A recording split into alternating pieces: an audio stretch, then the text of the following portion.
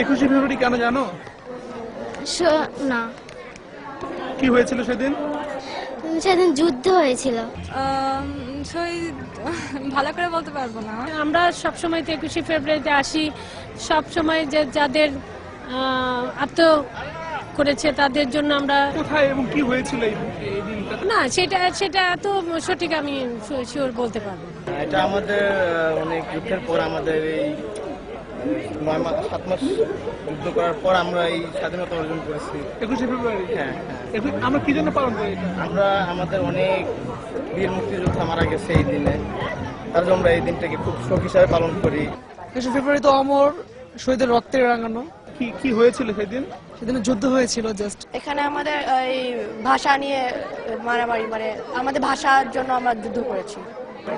কার সাথে, কবে, কোথায়? এত ডিটেইলস। 21শে ফেব্রুয়ারি কি সেটা জানো? কি এটা? এটা আমাদের সেদিন কি হয়েছিল? সেদিন আমি বলতে পারি না ভাইয়া।